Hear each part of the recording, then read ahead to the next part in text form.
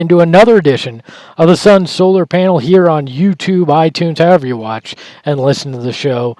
We appreciate you. I'm your host, Greg Esposito, as Tim Tompkins has taken the night off. And that's why I'm wearing the lovely call center headset. I think we have to do that whenever somebody is hosting the show. And I've got my partner in crime, the always curmudgeonly Dave King. Dave, how are you, man? Pretty good. How are you doing? Well, you're all going to How find you out doing? that I got a lot of things to complain about, and you're all going to hear about them very shortly here in terms of what's gone on in Well, this week. before we get into crotchety old man mode, why don't we do a little bit of just recap of actually, you know what? Before we get into crotchety old man mode, let's talk about nicknames. Okay, we What's can the start favorite with the nickname? nickname. What's the favorite nickname that comes first to mind that you've had of a Suns player The since you became a fan? the round mound of rebound. That's awesome. Yes, the It's just round one of mound of those. rebound. You There'll know when never he be got anything that? like it Yeah. because he was fat and he could rebound a basketball. Yes. When he was in Alabama, he was famous for being fat and a great rebounder. They lost all that weight, and he was still called the round mound to rebound. And now he's back where he started. Let's be Everything comes full let's be circle. clear. He didn't lose that much weight. He was He was still. skinny at one point. Oh, okay, maybe. But there's a great picture of his Alabama days, Charles Barkley, sitting in a doorway wearing a sleeveless shirt, eating a large pizza in a box. I think it was a Sports Illustrated photo for I something, and remember. it's I thought he was sitting on spectacular. a bed with the pizza around him. No, it's like a stoop. It's unique. One of my Wow. favorite photos ever of a Mhm. professional athlete.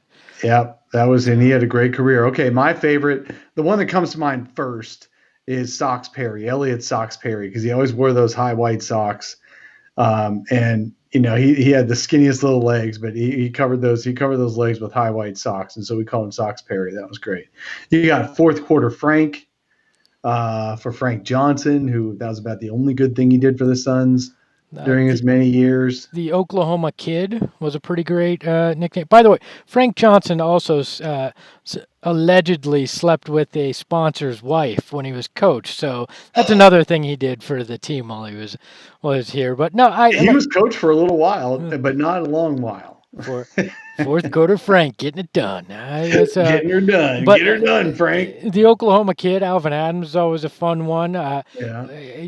Walter Davis had a few, the Greyhound and the Man with the Velvet Touch. I think That's right. that's a pretty awesome nickname. Sweet If we can D call was what that. Al That's called him. Sweet D as well. The Man with the Velvet Touch sounds like somebody that would sleep with your marketing partner wife. That's right. So- That's what they tried to give Frank Johnson. But so it was like, nope. Walter's already got that one. So yeah, there's been a lot of fun nicknames. Throw yours in the chat if you were watching on YouTube, or tweet it at us. I'm at Aspo. He's at Dave King NBA. That's right. Which I think So I we may have have our latest. mistagged you in the post about this today because I was in such a rush. I may have left the NBA off. So there's some poor Dave King very confused while he's talking about Suns basketball. There's a the Dave King that's actually out there. He's pretty funny. He's a much better Twitter follow than I am. Good to know. Yeah. So can we get to the main topic because I've been angry. No. Hold on. Let's make this relevant for today. So this week, I guess. Well, last week when the NBA rookies went to wherever they go to for their little annual summit, and they learn how to take care of money and ignore pretty women and stuff like that, they also get interviewed by random people, and somebody asked Ty Jerome if he knew which NBA player's nickname was Milk. And Ty Jerome said, no, I have no idea. I've never heard of that. And then the person goes, that's you. That's your nickname. And he had no idea what it was, but I guess basketballreference.com has his nickname as Milk. So somebody gave him a nickname of Milk. I think there's some nerd in the basketball reference offices that's just locked in there and Kinda puts like random Wikipedia. nicknames for all these guys. Because some of the names you see, you're like, I highly doubt that this guy has ever been called that. And I'm glad Ty Jerome was like, I have no clue where that came from. Right, but it was funny. And then the person said, well, what should your nickname be? And he jokingly goes, Milk. And then it got around. Kelly Oubre tweeted today that he wanted to call him Milky. Like now, it sounds like my 2-year-old daughter is in this debate. Like she Yes. calls it milk, milkies, milky. Let the poor guy play an NBA And game before my we first saddle him with a reaction bad is, man, name. I'd much rather be called Milk than Milky. Milk at least is like a thing, and you can make a thing out of it. You just call me Milky. That just sounds like a total put down. But Kelly Oubre's all over it. He even defended it. I said I would never want to be called Milky, and then he replied with, "No, man, I'm gonna call him Milky. Well, He's Milky." how do you even come? How do you even wind up with a nickname like Milk? Like, did you Well, accidentally yeah, grab a apparently milk pretty instead of white, Gatorade? pretty Like, pale. no, even then, like, okay, I could see John Stockton or Mark Price being called Milk by a baby, but like, I don't know, man. I don't I see don't it. know So, either. so And what are we gonna call Cam Johnson? I I just, I don't. Dinosaur. Hopefully a shooter. He's so old. Hopefully a shooter. I hope this guy connects from deep. Like I will come up with Yeah. a good nickname when he hits 2 or 3 threes in a row in a game, and then we're feeling it. So Man, he's the next James Jones. apparently, according to Steve Holler in the chat, a guy on Twitter said he was nicknamed this after an AAU tournament where he was the only white player in it. Yeah, I knew it was color related. Okay. And now it's gotten out, and now Kelly Oubre is going to call him Milky. And that's something that'll stick. Like he's Yeah, if the players start yeah. calling him it, he's screwed. It's not going anywhere. I'm curious how that's going to go over. We got media day in about 6 weeks.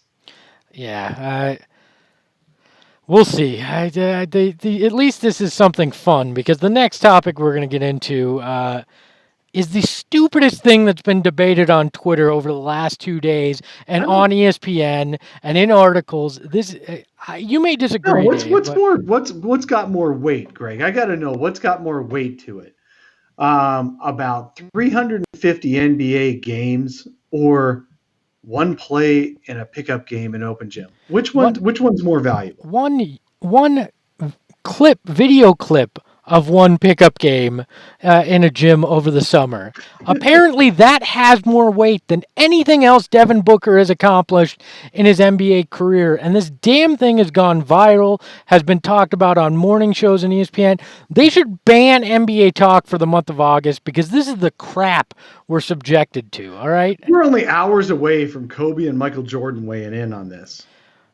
Okay, so we'll take a step back. The other night, a video surfaced on Twitter from a pickup game that Devin Booker was playing in that also had Ben Simmons, Joakim Noah. I think there were a few other NBA players. I don't have the full list in front of me, but there have been clips that had come out from some run in the same gym over the previous days. Devin Booker lighting it up. This particular clip shows Devin Booker getting double teamed in the corner and then kind of pushed out of bounds. He was trapped in the corner, and Booker winds up saying, sorry, but why are we double teaming in a pickup game? We're just trying to work on our game.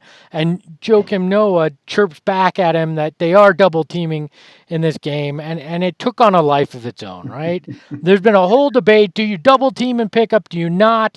It led to at Free Darko on Twitter, one of the godfathers of blogging, Daniel Friedman, talking about how Devin Booker is a preening wannabe superstar and goes on a complete deep dive Twitter rant that just sounded like some guy that was losing grip of reality. I don't know what Devin Booker did to his girlfriend, if that guy ever had a girlfriend, that is. So Devin Booker, now the man with the velvet touch.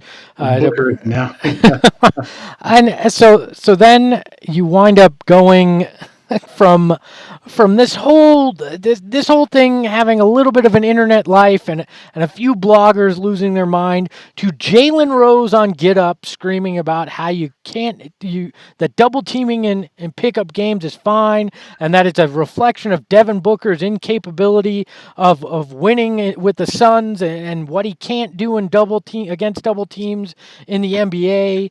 And then Kevin Durant, just before we came on here, defending Devin Booker on Twitter, and Trae Young did too. and some guy that claims he's a scout telling Kevin Durant he's basically wrong. I don't know what the hell is going on, but I first off, so it's a bunch of basically it's a bunch of dudes who need help defending Devin Booker, who might have been okay with calling a double team in open gym and pick up after being roasted all day. The biggest winner out of all this is Tony Snell. Tony Snell was the dude who was trying to defend Devin Booker that day in open gym. And earlier clips had Devin running all over him. So they finally started calling a double team because Tony Snell couldn't contain Devin Booker. Now Tony Snell is not the subject of this. It's Devin Booker who one time goes, "Come on, man." Yeah, well, and I get it because I think I saw a stat that he was one of the most double team players in the NBA last year, right? I understand. When you're playing with G Leaguers. Well, I and mean, rookies. and I'm sorry if Tony Snell can't guard him, switch up, put somebody else on him. Like, don't. It's pickup basketball. Maybe it was KD who said that. He's like, man, the story should be the dude who can't guard Devin Booker and needs to work on guarding him without needing the double team trap. And I think KD made the point of, if certain guys want to mouth off about things, go guard them yourself before the ball's checked in. Like, yeah, most of the players defending, like saying that doing the trap and the double team is okay.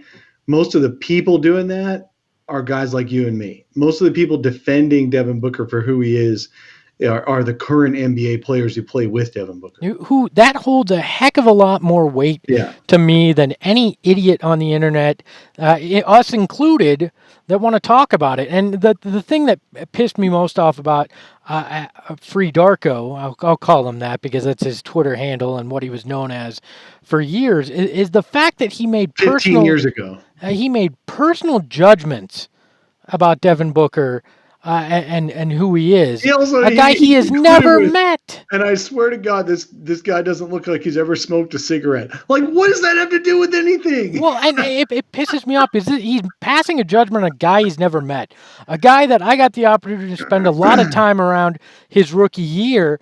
And preening and wannabe superstar is not something that you would ever saddle on this guy. Hard worker, came in, all business attitude, wanted to prove that he could be a leader, wanted to prove what he could do in this game, didn't expect anything, came in with a chip on his shoulder because he had been a sixth man at Kentucky and wasn't drafted in the top 10, and came in and proved himself and had to earn his time off the bench that rookie year too, because Hornacek didn't play him the first 2 months of his rookie year either. Although and then, I do remember Hornacek saying he'd be an all-star someday, even when he wasn't playing him. Yeah, because he believed in him and believed in his shooting ability. But man, like these guys passing judgment on him is insane to me.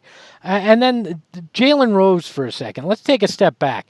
Anybody think that Jalen Rose still has an axe to grind with the Suns because he averaged 3 minutes a game when he was here in that sunset season he played as part of Mike D'Antoni's bench, where he always finds a way to bring up the fact that they didn't play him constantly, and now he's bagging on Booker and the Suns on Get Up.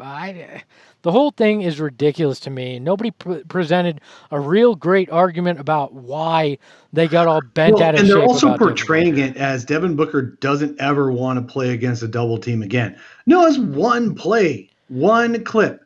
There's no other reports of him saying that ever before or since. And the next day, Devin Booker was trying to have some fun with it. He even said, birthday work with my pops. Let me find it here. Birthday work with my pops. 30 minutes of passing out of doubles today. Laughing, crying emoji. Nah, for real, though. Appreciate your grind and realness, saying to his fan. Like seriously, it's not. He was simply saying, I deal with this crap all the time. We're out here. We're just trying to work on our game. Why the double team? Like, seriously, what's the point in double teaming in that game? There's none. And he had a moment where he was just frustrated with it. And can you blame him? I mean, I can't. And everybody, I think it was Jalen Rose talking about, well, this is as important as it gets for Devin Booker and playing. He's letting out his son's frustration. No, it was a moment where he didn't want to get double teamed and pushed out of bounds while playing a pickup game. Like, it's Well, I just love this stupid. scout guy. I'm just going to go off for a second on this scout guy who just goes on Twitter just to, I don't know, just to melt down on people. I don't quite get it. He's the one who got into the beef with KD, and now he's getting into a little bit of a beef with me. Obviously not as high profile as KD, so he'll switch back to KD pretty quick.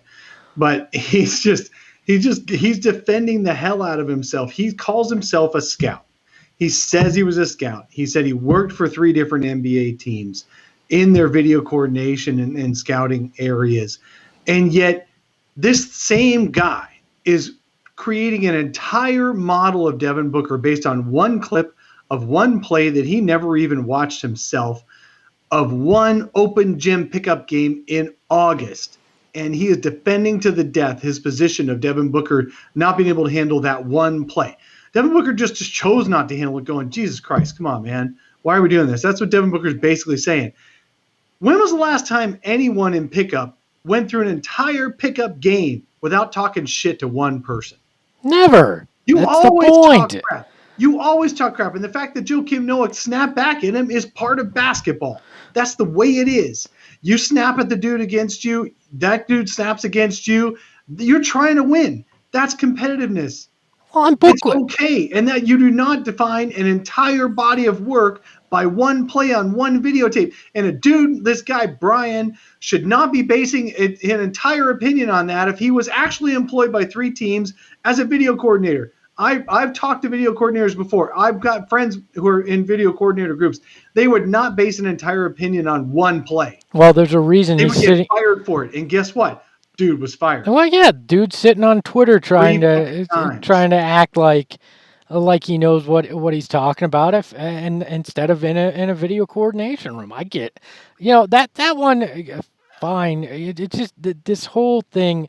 If anybody wants to be mad at somebody, go be mad at Earl Watson for what he did to put Devin Booker in a position to score Be mad 70. at Ryan McDonough for putting Devin Booker on a court with almost no long-term NBA players with him, around him for more than a few months. Oh, I totally get that, but this all stems from people are bent out of shape that Devin Booker scored 70 on the Celtics in a game where his coach kept calling timeouts and doing things that he probably shouldn't have. But that's not Devin Booker's fault. What do you want him to do? Not score when he's on a hot streak? If you did that as a player, you would take more crap than he's taking for going after 70. He was 20 years old at the time. He was suffering through a 70-loss season. Why not go for as many points when your coach is telling you to? You can't be holding this against Devin. But all right, look, Devin Booker just needs to be on a better freaking basketball team and prove that he's just as good or better on a better basketball team. I'm just tired. The Suns have set Devin Booker up to get this kind of criticism. Oh, well, there's no doubt about it. There's another debate on Twitter about who are the how many actual NBA quality players has Devin Booker played with, and I think the max any of us can get to is 6. Well, and even that, if you limit it to just those who spent more than one season with him, it's only 3. Yeah. In a 4-year career. Well, and if you limit it to guys who really should be starters, it probably is more like 2 on that list, which is crazy to me. So he's been put in PJ Tucker as a starter. That's true. I mean, when you put him in a situation like that, there's no win for him. There's no way to win. And people are, oh, we should carry the team. How do you carry that? Like I joked, it's like asking somebody to win the Iditarod with one healthy dog and a bunch of house cats. Right. Like, how are you going to pull that off? People say, well, Russell Westbrook carried his team. He carried the Thunder post Kevin Durant before Paul George to 41 wins, 42 wins, something like that, with Steven Adams, with a handful of other actual long-term NBA players, guys he had played with for multiple years. The only one who left that year was Kevin Durant. With good They coaching. had a returning team otherwise. That's how you win games, is because you know the guys around you and they're NBA caliber.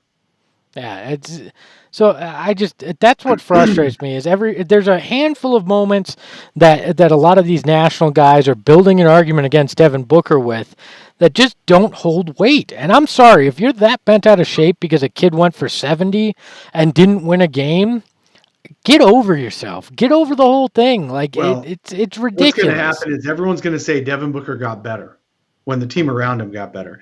And we're going to be clamoring all freaking year long that he didn't get better. He's the same dude, just with better players around him. Oh, for sure. I mean, when you look at it, he's going to have a real NBA roster around him for the first time since he's been in the league. And he will look better simply because those around him are better. I mean, it's not that tough to figure out here. It's not like it's some magical equation. When you have primarily G League guys around you, you can't lift that kind of talent to another level. You can lift average NBA talent to another level. I believe that, but you're not going to lift guys that probably don't deserve a spot in the league to a level where they're going to win multiple Well, games in the NBA. plus going back to that Russell Westbrook comp, Russell Westbrook was coming off, was it 2 or 3 conference finals appearances with Kevin Durant before Durant left. He knew how to win games because he'd been around a winning team. Devin Booker has never learned how to actually win games because he's never been around a team of guys who actually could win games. So Devin Booker does have a lot of things to work on. Look, let me just make myself clear. Devin Booker has a lot of things to work on. He's got to get better at defense. He's got to get better at focusing all game long on that end of the floor. He's got to get better in a lot of ways. But Devin Booker is not the reason the Suns have lost games. But he has not learned how to win. He doesn't know the little things on how to win. And being around guys like Ricky, there are 7 different guys now on this team coming up season who've recently been in the playoffs and are not on the tail end of their careers where they can't even perform anymore. For the first time in NBA in Devin Booker's career. Yeah, how is he supposed to learn to win when he's been surrounded by guys that have never done it themselves? Where Right. was he? Tyson Chandler was the closest thing to a mentor that he had, and by the end, Tyson Chandler was 100% checked out. All right. And Chandler couldn't even play anymore, really. I mean, he was limited to a small box of space to be able to rebound and defend in. And that's the best player probably that Devin Booker got to play next to, and the dude was over the hill. Yeah, no, I agree wholeheartedly. In the chat, guys are talking about how Ricky Rubio will make Devin Booker better all around, and in particular off the ball. Like this is going to be the first time that I think you can truly judge Devin Booker, the player. And there's 7 guys on this roster now who've been in the playoffs in the last 2 or 3 years, are on the middle or upside of their careers, and 6 of those started in the playoffs. That's a much better team. If the Suns fail this year, it's Devin Booker's fault. That the Suns failed the first 4 years of Devin Booker's career is not his fault. Yeah. If the Suns fail this coming year, it's on him. Yeah, and I mean, fail is if we don't see market improvement by them, it is very much on Devin Booker and his leadership. But call me when Devin Booker complains about somebody double teaming him in an actual game. I don't give a crap what he complains about in a pickup game because we don't know any of the circumstances on that, right? That could have been hour number 7 they were playing in that gym. He could have been. You don't know any of the circumstances in any of it. And so cherry picking one little clip out of that and building an entire mountain out of what amounts to nothing more than a molehill is ridiculous to me. And I get exactly why it's happening because we live in a culture where there has to be 24/7 discussion and dissection of everything in sports and beyond. So these tiny topics become large things that never would have amounted to anything in the past, nor would we have known anything about them in the past. If I'm mad at anybody out of that group, I'm mad at whoever was filming that and decided to put that out on Twitter if I'm those players, because it didn't make anybody look particularly good, with it. So, Dave, I think you might have muted yourself somehow here. But oh, that's hilarious. Yeah. Okay, sorry, I muted myself.